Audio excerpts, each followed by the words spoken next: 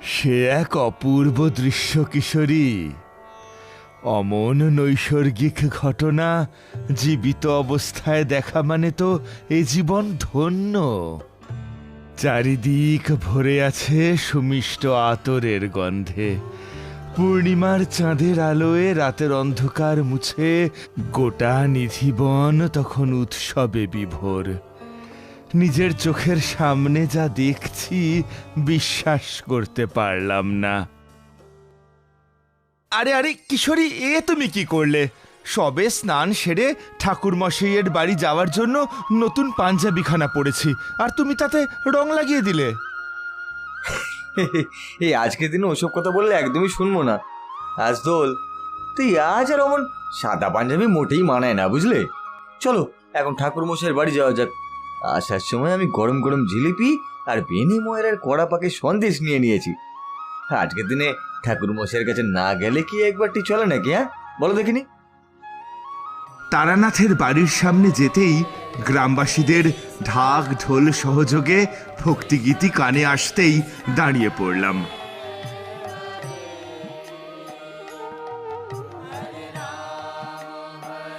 বসন্তের রোদ ঝলমলে দিনে মৃদুমন্দ হিমেল হাওয়া গায়ে লাগিয়ে এমন ভক্তিগীতি শুনতে বেশ লাগছিল।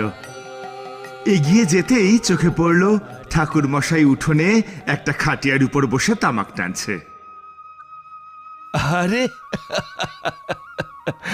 বিভূতি, তোমার এমন অবস্থা কে করলো? বসন্তের রঙে একেবারে রাঙিয়ে উঠেছ যে। কে আর করতে পারে, আন্দাজ করে দেখুন। তাহা বেশ করেছ কিশোরী। চারপাশে অশোক পলাশের বনে রং ধরেছে, এমন সময় রং না লাগালে যে বড্ড বেমানান ঠেকত। আরে কাকা বাবুরা যে, আসুন ঘরে বসুন। না চারিমা, আজ বসন্তের এই দিনে এখানে বসেই একটু প্রকৃতির সঙ্গে সখ্যতা করি। বরং তুমি কিশোরী কাকার হাত থেকে জিলিপি আর কড়াপাকের সন্দেশের ঠোঙাটা নিয়ে সকলকে দাও। বেশ। চারি চলে যেতেই আমি আর কিশোরী ঠাকুর মশাইয়ের পায়ে সামান্য আবির দিয়ে তার খাটিয়ার সামনে দুটো মোড়ায় বসলাম। ঠাকুর মশাই ততক্ষণে হাতের হুঁকোটি নামিয়ে নিষ্প্রভ দৃষ্টিতে তাকিয়ে আছেন। কি ব্যাপার বলুন তো ঠাকুর মশাই, আজ আপনাকে কিছুটা উদাসীন মনে হচ্ছে কেন? ওই যে কৃষ্ণ মূর্তিটা দেখছো? দেখলাম পথের ধার দিয়ে যারা ঢাক ঢোল নিয়ে বাতাসে আবির ছড়াতে ছড়াতে এগিয়ে যাচ্ছে, তাদের মধ্যে একজনের হাতে ছোট্ট একখানা কৃষ্ণ মূর্তি। সেই মূর্তির সর্বাঙ্গেও রঙের প্রলেপ পড়েছে। আচ্ছা, কেমন হতো বলতো যদি চোখের সামনে বৃন্দাবনের নিধিবনের দ্বার উন্মুক্ত হয়ে যেত, ভগবানের অপরূপ রাস লীলার সাক্ষী থাকা যেত, অথবা তার দেখা মিলত। কার দেখা ঠাকুর মশাই? দোল পূর্ণিমাকে কেন্দ্র করে কি আপনার জীবনে কিছু ঘটেছিল? বলুন না তাহলে। চারি এসে গরম চায়ের কাপ রেখে যেতেই তার থেকে একটিতে চুমুক দিয়ে তিনি বলতে শুরু করলেন। এ কাহিনী উত্তরপ্রদেশের মথুরা জেলার বৃন্দাবনের। স্বয়ং শ্রীকৃষ্ণের বাল্যভূমি? হ্যাঁ, তখন আমি সংসারের বাঁধনে কিছুটা আবদ্ধ। চারির বয়স প্রায় 2 বছর।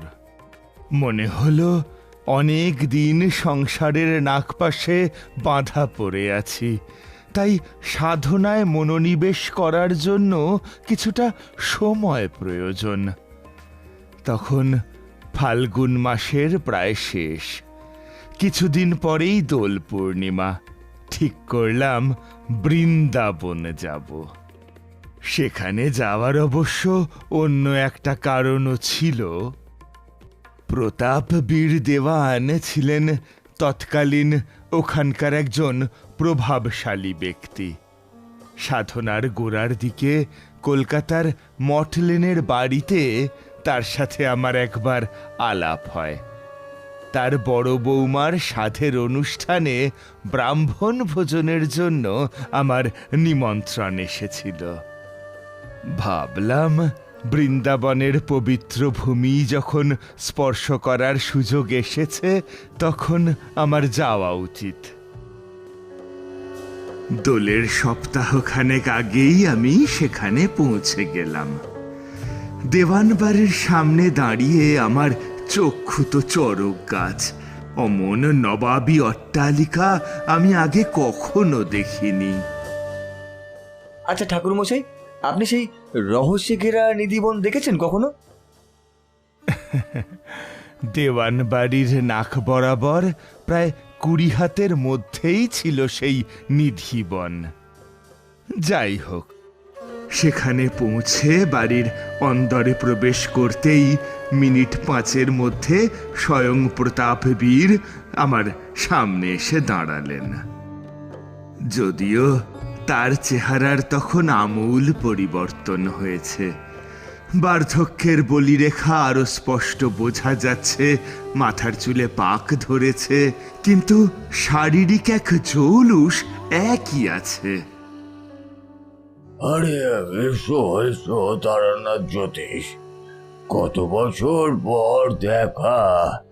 তবে আমি কিন্তু তোমার কথা ভুলিনি। আর বলুন, সব কুশল তো? সব যে কুশল তা ঠিক নয়, আর সেই কারণেই সবার প্রথম আমার তোমার কথাই স্মরণে এলো। এখন বিশ্রাম করো, পরে সেসব বিষয়ে আলোচনা হবে। সেখানে যত্নেরও কোনো ত্রুটি ছিল না। তবে মনের মধ্যে খটকার কাঁটাটা বিঁধল বিকেলে।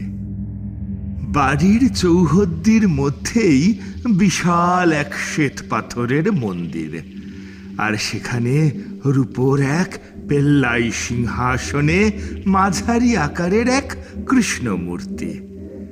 সেই মূর্তিতে চোখ যেতেই আমি কিছুটা অবাক হলাম। মূর্তির এক একটি অঙ্গের রং এক এক রকম, কোথাও গাঢ় লাল, কোথাও নীল, কোথাও হলুদ, আবার কোথাও সবুজ। আগেই বলে রাখি, সেই সব রং বাহ্যিক রং নয়।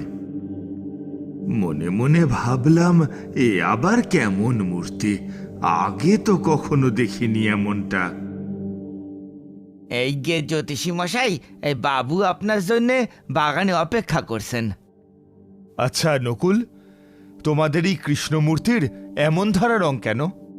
সে অনেক কথা, বাবুর মুখেই শুনবেন না হয়। বাগানে এসে দেখলাম প্রতাপবীর একটা শ্বেত পাথরের চেয়ারে বসে চা খাচ্ছেন। আমাকে অপর পাশের একটা চেয়ার দেখিয়ে চায়ের কাপ এগিয়ে দিয়ে বললেন, বসো। একটা কথা জানার ছিল। জানি তোমার মন কোনো উত্তর খুঁজছে। তোমাকে মন্দিরের পথ ধরে আসতে দেখেই আমি সে আন্দাজ করেছি। কৃষ্ণ মূর্তির গায়ের অমন হরেক রঙের কথা জানতে চাও তো?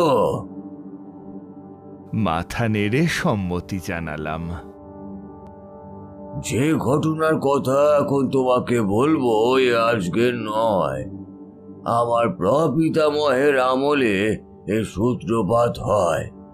প্রতি বছর দোলযাত্রার আগে যদি এই পরিবারের কোনো বৌবুয়াতি থাকে, তাহলে কৃষ্ণমূর্তির গায়ের রঙের অমন পরিবর্তন ঘটে। আর এটাই সবচাইতে ভয়ের বিষয়। কেন? যে বছরই এই মূর্তির রঙের পরিবর্তন ঘটে শুনেছি নীল গাত্রবর্ণের সন্তানের প্রসব ঘটে। যদিও সেই সব বাচ্চারা এবং সেই মায়েরা আতুর ঘরেই মারা যায়, এ কথা দাইয়ের মুখেই শোনা। এর থেকেও বড় বিষয়, এই সব বাচ্চারা 7 মাস পার করেই ভূমিষ্ঠ হয়। যদিও এই সবই আমার শোনা কথা, আমাদের বংশে এর আগে 7 জন বাচ্চা এভাবেই মারা গেছে, আর তাদের প্রত্যেকের দেহই নাকি বাড়ির পেছনে পোতা আছে। এখন বলি আমার চিন্তার কারণ। তুমি তো জানো আমার বড় বৌমা সন্ধ্যা 7 মাসের পোয়াতি, আর কৃষ্ণমূর্তির রঙেরও পরিবর্তন ঘটেছে। তাই খুব দুশ্চিন্তা হচ্ছে। আমার বংশের সন্তানকে তুমি রক্ষা করো। এ আপনি কেমন কাহিনী শোনালেন? এ যে অবিশ্বাস্য। বেশ, আমি কথা দিচ্ছি, আমি থাকতে আপনার বৌমা এবং তার সন্তানের কোনো ক্ষতি হবে না। পরদিন সকালে সাধের অনুষ্ঠানের আয়োজন করা হলো। চারিদিকে আড়ম্বরের কোনো ত্রুটি নেই। 4 জন ব্রাহ্মণ আশীর্বাদ করার পর আমি গেলাম আশীর্বাদ করতে।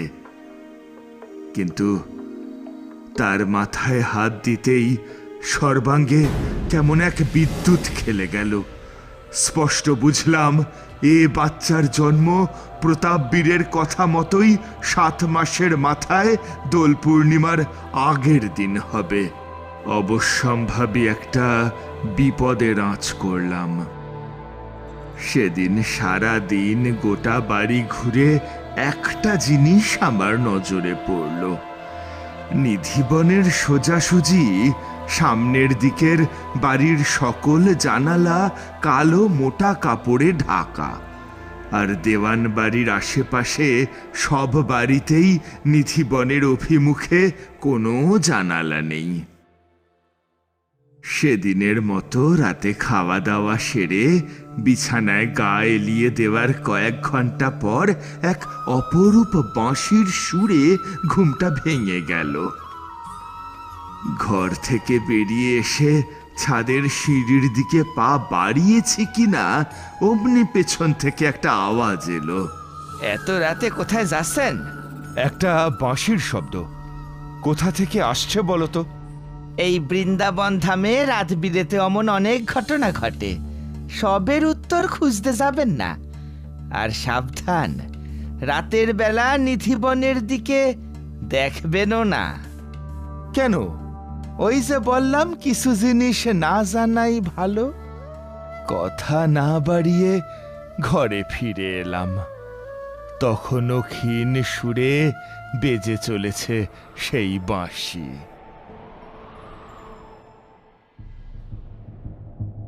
পরদিন সকালে সারা বাড়িতে হুলুস্থুলু পড়ে গেল।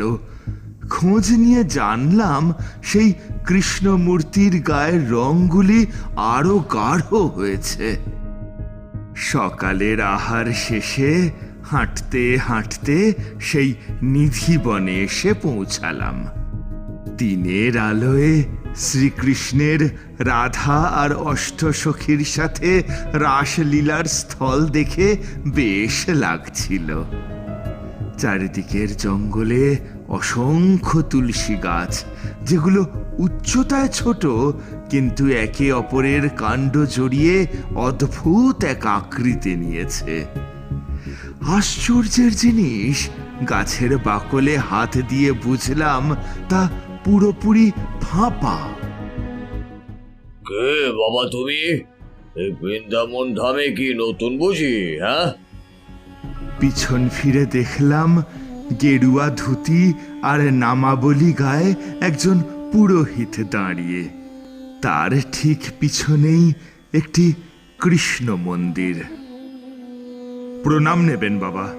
ঠিকই ধরেছেন, আমি এখানে নতুন, তাই একটু ঘুরে দেখছিলাম। দয়া করে যদি এই নিধিবন সম্পর্কে কিছু বলেন।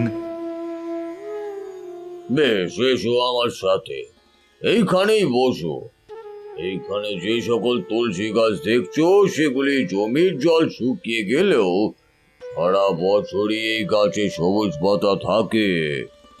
সাধারণ বিশ্বাস অনুযায়ী এই গাছগুলি রাসলীলার নৃত্য পরিবেশনের জন্য রাতে কপিতে পরিণত হয়, ভোরবেলা আবার তাদের আসল রূপ ফিরে আসে। এই সেই রংমহল। যার অর্থ রঙিন প্রাসাদ, যেখানে রাধা কৃষ্ণের পোশাক পরেছিলেন বলেই পরিচিত। এই কথা মানা হয়, প্রতি রাতে রাধা এবং কৃষ্ণ স্বয়ং এই মন্দিরে আসেন তাদের ক্লান্তিকর নৃত্যের পর বিশ্রাম নিতে। মন্দিরে শোবার জন্য চন্দন কাঠের বিছানা আছে। প্রতি সন্ধ্যায় মন্দিরের দরজা বন্ধ করার আগে মন্দিরের বিছানা তৈরি করে রাধার জন্য চুড়ি, ফুল, জামা কাপড়, তুলসী পাতা, নিমের ডাল, মিষ্টি এবং একটি কলসি রাখা হয়। এরপর বাইরে থেকে দরজাগুলিতে তালা দেওয়া হয়, কিন্তু সকালে সমস্ত জিনিসপত্র এলোমেলো থাকতেই দেখা যায়। আর রাতে যদি কেউ এই নিধিবনে এসে পড়ে, তাহলে তার মৃত্যু ঘটে অথবা দৃষ্টিশক্তি চলে যায়। আপনাকে অসংখ্য ধন্যবাদ এত কিছু কথা গল্পের আকারে বলার জন্য।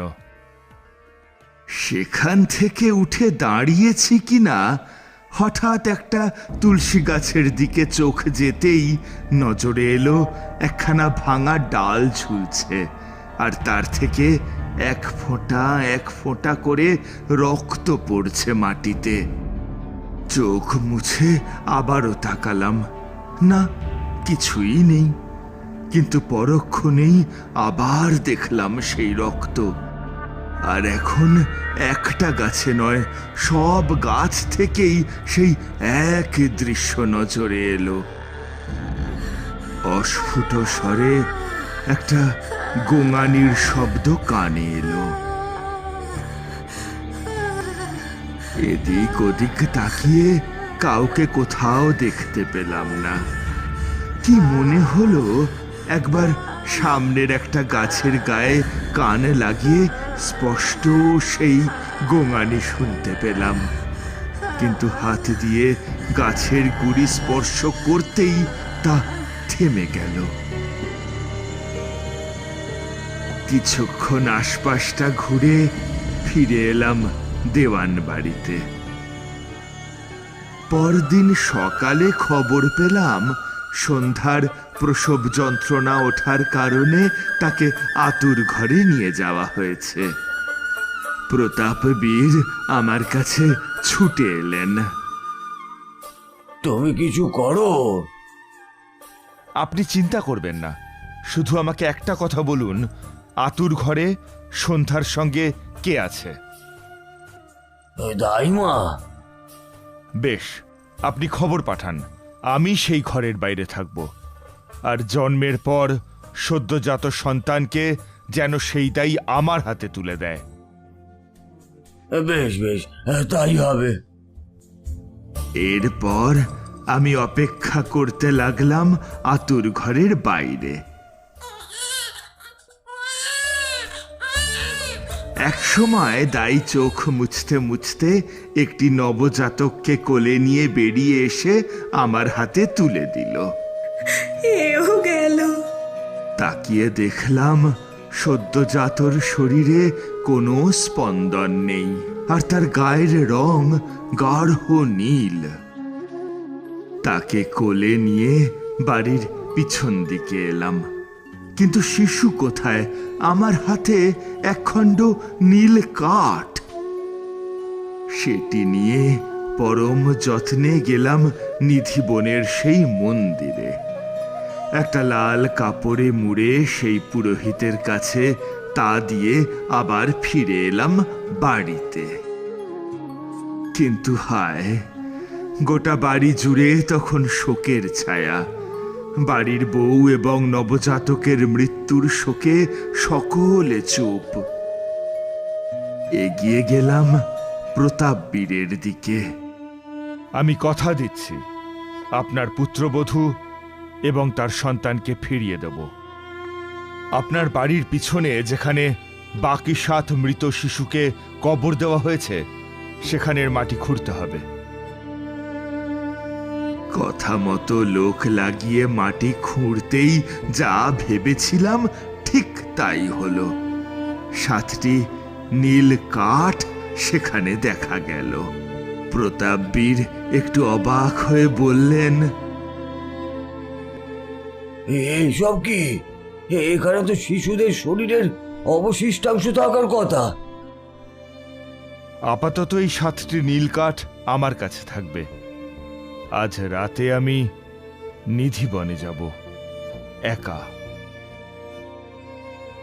আপনি কি বলছেন? ওখানে রাতের বেলা কারো ঢোকার অনুমতি নেই। যদি আপনার কোনো বিপদ ঘটে? জানি, তবে আমাকে নিয়ে চিন্তা করবেন না। কাল সকালে সবটা জানতে পারবেন। রাতে ঘড়িতে ঢং ঢং করে 12টা বাজতেই আবারও সেই বাঁশির সুর ভেসে এলো। সামনে বিপদ জেনেও আমি সেই 7টি কাঠের টুকরো নিয়ে চললাম নিধিবনের উদ্দেশ্যে।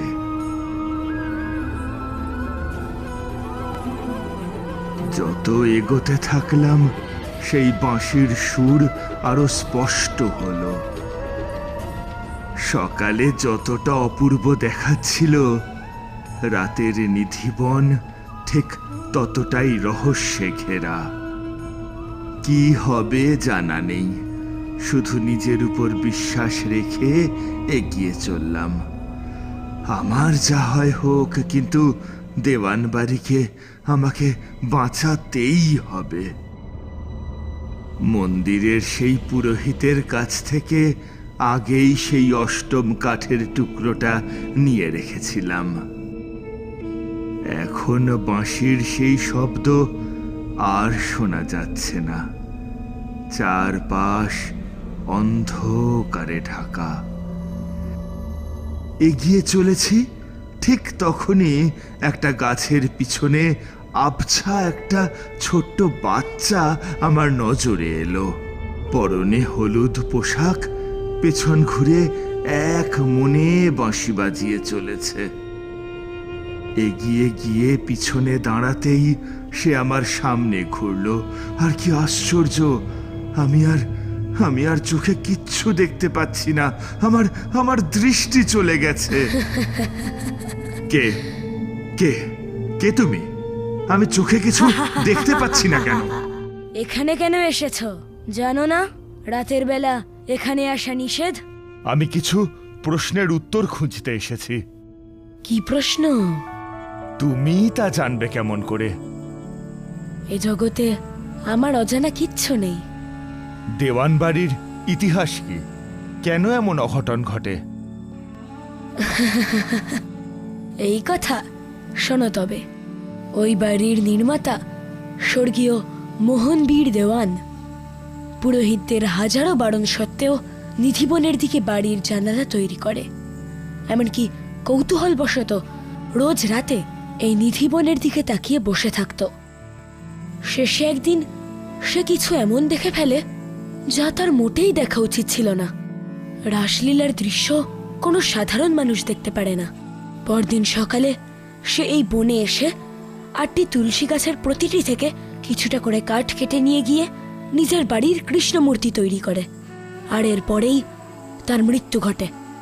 কিন্তু ওই বংশ অভিশপ্ত হয়ে যায়। ওই 8টি গাছ ভগবান কৃষ্ণের অষ্টসখী। তাদের অঙ্গহানি হওয়ার দরুন ওই বংশের 8 সন্তানের মৃত্যু ঘটে।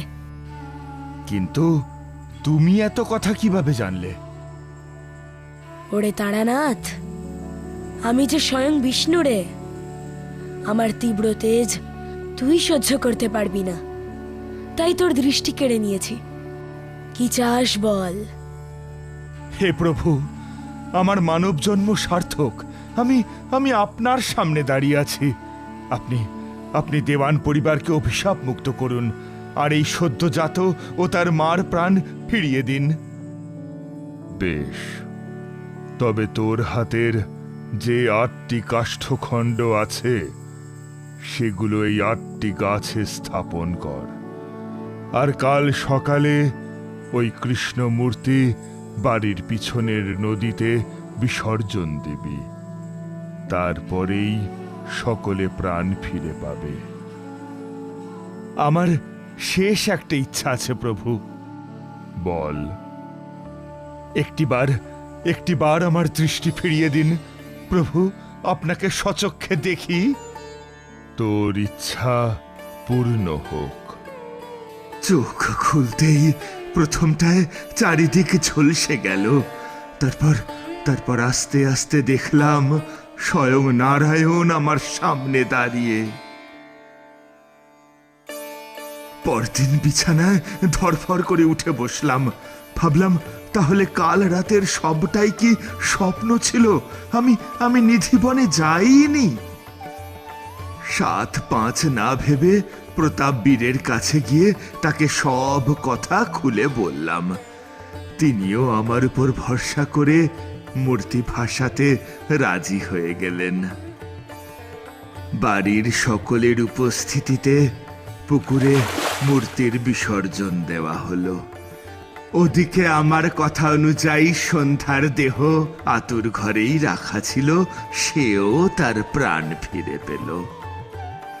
পরে নিধিবনের সেই মন্দির থেকে আমি সন্ধ্যার সদ্যজাত সন্তানকে নিয়ে আসলাম এবং সেই 8টি কাঠ 8টি তুলসী গাছে স্থাপন করলাম। মুক্তি পেল দেওয়ান পরিবার।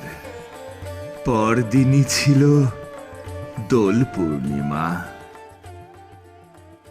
কাল দোলের বিশেষ এক পুজোও আছে বাড়িতে, তোমাকে কিন্তু থাকতেই হবে। কিন্তু পুজো হবে বলে বলছেন, মূর্তি কোথায়? সে আমি ভবেশ কুমারকে বলেছি, সে কালই মূর্তি তৈরি করে আনবে। পরের দিন বিকেলে মহা ধুমধাম করে পুজো শুরু হলো। দোলনায় দোল খাচ্ছেন শ্রীকৃষ্ণ এবং রাধার যুগল মূর্তি, পাশে তাদের অষ্টসখী।